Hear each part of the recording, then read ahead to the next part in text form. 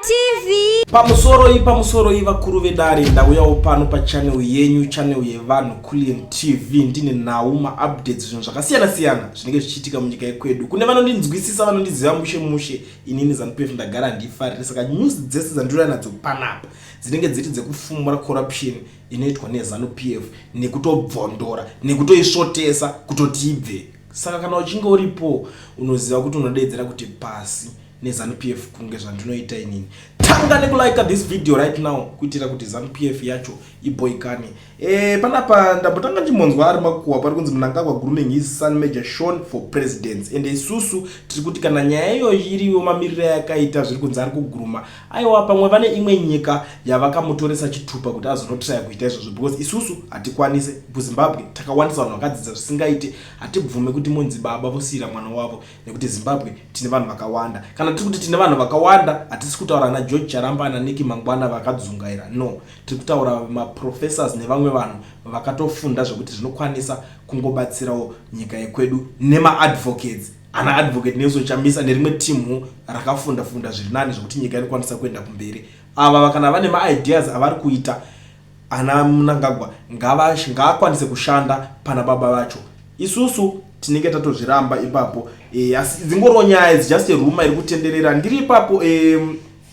Nyaya hombe yaita kuti ndiye panapa ndeye kuti ZANU-PF is in panic mode right now. Vanzwa kuti retired General Chiwenga vasvika kuIran mahwaniwa. They don't know kuti mufesu uyu ari kunyatsoita sei. Mamoves arapa yaka. Ndangoona vanhu vazhinji veZANU-PF mumastreets umo vari kuposta angotendererawo. Vamwe vari kuti aiwa haisi mari yenyika yaakudya here. Vamwe vari kuti aiwa ari kuda kunopromota kubatana kwenyika. It's like inini ndikatonzwa izvozvo ndenda kutonzwa manyuku kuskwinywa chaiko nekuti zvinhu zvakadai so izvo ndozvatiri kudaka kuti vanetsani aenda kuIran anotaura nani nezurangana na Joe Biden vaitaura nyaya dzei izvozvo zvese izvozvo. Tikangoona ZANU-PF yakupanika yakuita heart attack, tikatonzwa kuti kana kuti Mnangagwa aita achitwa nemukadzi, tinofara zvisingaite, mwoyo inofara nekuti titaona kuti mazuva ake ekurarama panyika akuita achiafuka. Saka izvozvo ndizvo zvatinenge tichida. Tiri kuona vazhinji vari kuvhunduka nemove iyoyi yaitwa naVP Chiwenga. I don't know kuti makaitarisawo imi nyaya iyi kana kuti move yatorwa iyi munoionawo sei yekuti vapfuura nekunhingirikeni. But panapa ndiri kunzwa Tatenda Mavetera ari kuti we have a digital skills program where we are training 1.5 million cadres to develop their own app software and have skills in AI. That's Tatenda Mavetera. I don't know kuti vese 1.5 million vari kutrainwa why vasiri kutanga vatraina iye minister wacho neudzungairwa ainawo. I don't know kuti why vasiri kutanga kutraina. Vanofana kutanga vatraina iye zvotanga zvashanda paari zvomanifesta paari saminister wacho, noti kuti pambotanga pazonzi tiri kumbotraina vamwe. It's like in Zimbabwe kana muchiti muri kutraina. I don't understand kuti nomuchidaidza kuti 1.5 it's a number hombe chaiyo. 1.5 million haisi number diki, inumber hombe. But ameno twanzi vari kutrainwa kuita sei. Pamwe ndo vanhu vaya vanenge vakapfeka zvemusangano vanongonzi uyai torwai kumasero mudzi munonhingirike technology ine pamwe pekuti haitogari chero makazvizama zvinenge. Isusu vatiri kutoona kunge vari kugurumwa ndevari kutengerwa mafoni kuti vazouya vachida unorwisana nesuper social media. Ende munotiziva mushe inini ndinge ndichiweta vanhu 2 million ndove ndinge ndichida varakashi 2 million versus ini ndiri 1 ndo number inokwanisa kuenderana neni. Saka tinoda kuti vabatane vari 1 but I don't know kuti ava vari kutaurwa ndevapa because isusu tiri kungotaura kuti ZANU-PF haiite yakadhakwa. So I don't know kuti ivo vari kuedza vari kufamba neipi ichaita kuti nyaya yacho iyoyo iva save. Because izvezvi chandiri kunyatsonzwa chikutenderera mastreets pari kunzi ZANU-PF government is deeply concerned about what the core political of yet smear divisive political that they say is being generated from Zimbos in diaspora and it's damaging the image of the country. Zim has over 6 million people around the world who run away seeking greener pastures and amnesty. Donya iri panapa saka vari kuti vedu tiri panguva yakaoma hatichatonyatsokunzwisisa kuti hanzi vanhu muri kuti ivenga zvisingaite. Saka ivo vari kuweka 6 million. Saka kutaura kana ndambozviita kuti panhamba yavo pavanoverenga kana kuti 2 million vanofanira kunge vachiverenga munhu 1 because tinenge tichiti mese munokwana ikokoko nenyaya yenyu propaganda dzenyu dzavanenge vachitaura dzatinodedza isusu kuti it's cheap politics, politics dzechinherera. So panapa ndine imwe nyaya iri kunetsa, breaking news iyi yandibata iyi. Ndisati ndasvika ikoko zvangu, zvakakosha kungozivisana nemi kuti kana uchingori muSouth Africa uchida kuregisterwa company, obva wavhurwa FNB business account, usina work permit, ungori nepassport chete iri valid, bata vanonzi Mukoma Owen veEducation Research vanokuitira, wokwanisa kuvawo necompany yako, wakukwanisa kuwana matenda, wakutoita zvimabasa zvako, mabhindauko ako uri muSouth Africa. Even if you are outside South Africa uchida register company vanokwanisa kukuitira. Chinongodiwa chete ndati valid passport. I think matobatsirika ipapa. Contact them on the numbers that are showing on the screen vakuitire. Kana mchinge mazowinawo matenda, kana mchinge mazopedza kuregister company, makuti makuda kumarketerwa kana kuti kuadvertiserwa zvinhu zvenyu, munogara mazouya mubata inini ndokuitirai zvinhu zvokufambirai. Because chatoda kuti maZimbabwean abudirire, iwo kabudirira mangwana ZANU-PF ichatomboti jairire. I think mabva matobata nyaya yacho. So nyaya iripo yekujairirwa kuitwa vanhu neZANU-PF yatadzoka yatikusangana nayo. Residents of Lua Claverdale are facing sudden eviction as several houses are demolished.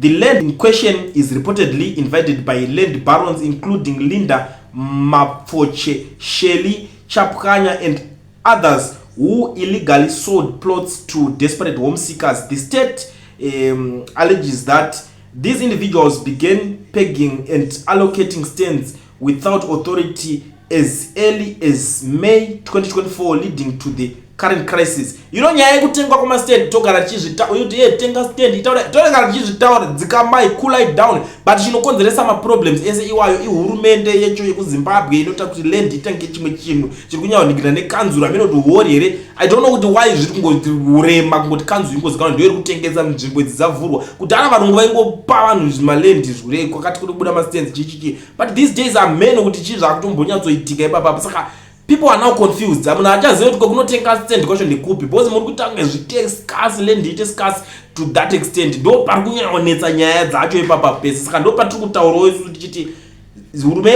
hurumende ndende chimbomira izvozvo zvamuri kuita. Itai kuti vana veZimbabwe vagarike nekuti nyika iyi yakarwirwa. Handiti kwete kuti tirambe muchirishandisa mutemo yana Smith.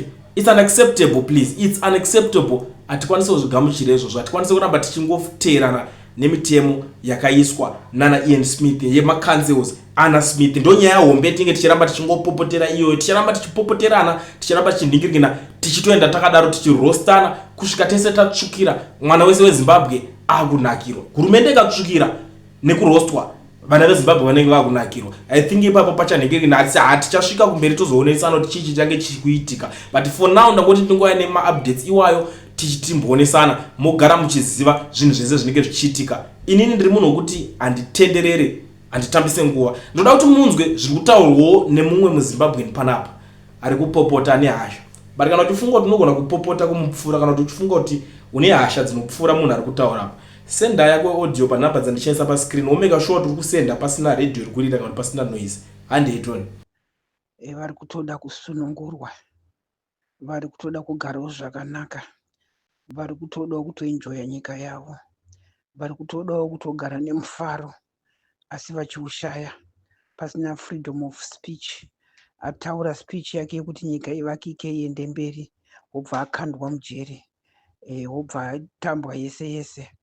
Saka ndiri kuti masikati ano tina nyoka yemabhunu. Nyaya yese naGambagwe mutengesi mukuru akutaura kuti akafambira kunoona nyoka yemabhunu, ende ari kuti akamuona. Hanzi ndakamuona. Ukamuona here? Akati ndanzwa kuti ariko.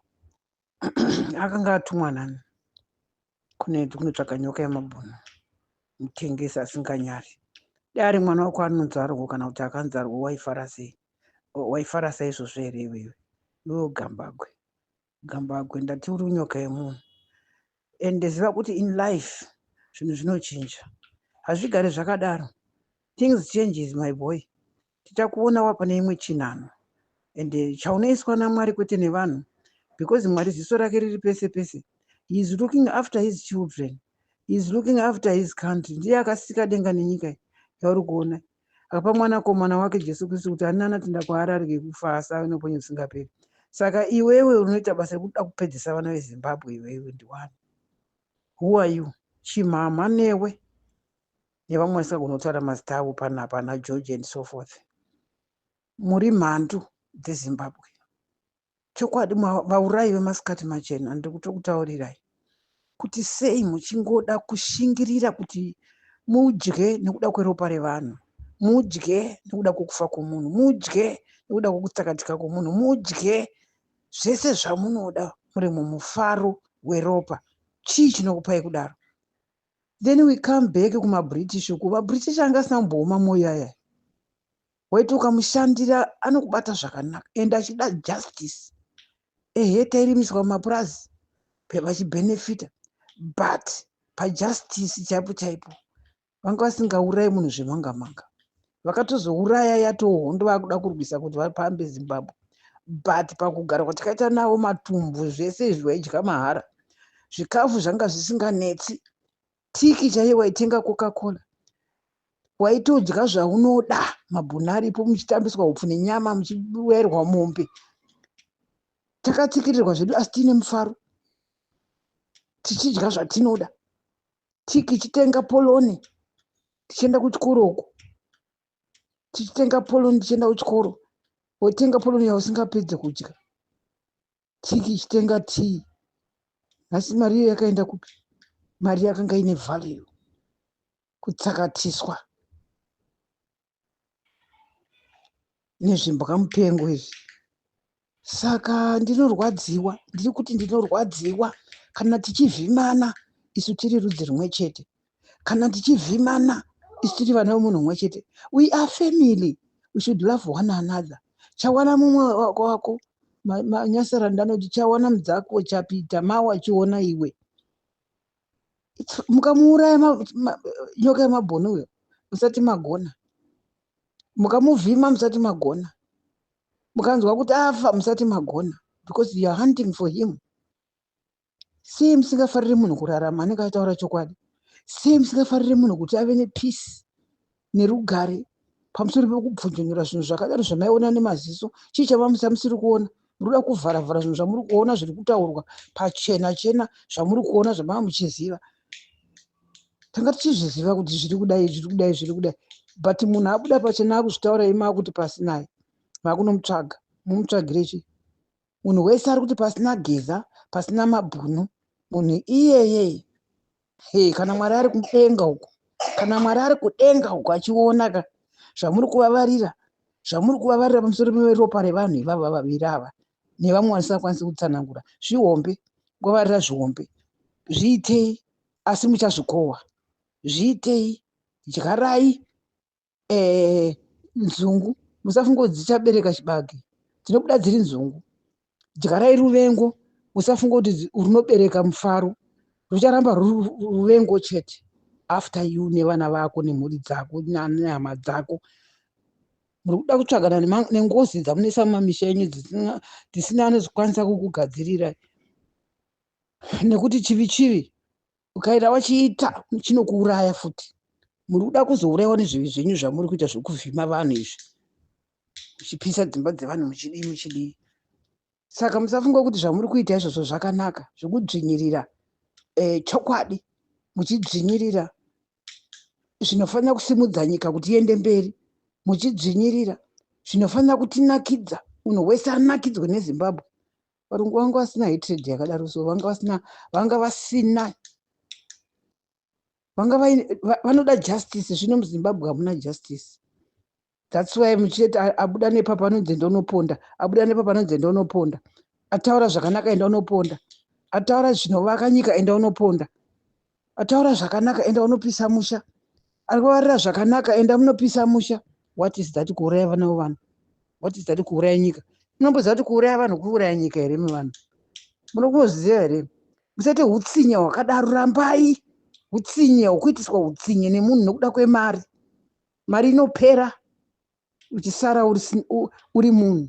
Saka regai kudaro, so musadaro. Varume vakuru nevakadzi vakuru vakai nyika iende mberi. Vapuhwa mazano afane kuuraya munhu, man must work out zano iroro riri kuda kuita sei. Iri zano rekuti nyika iende mberi, harisi zano rekuti ndere kumba kwake. Munhu ari kuda kurwira ruzhinji ndiye munoda kubata nekunze kuruoko. Indaso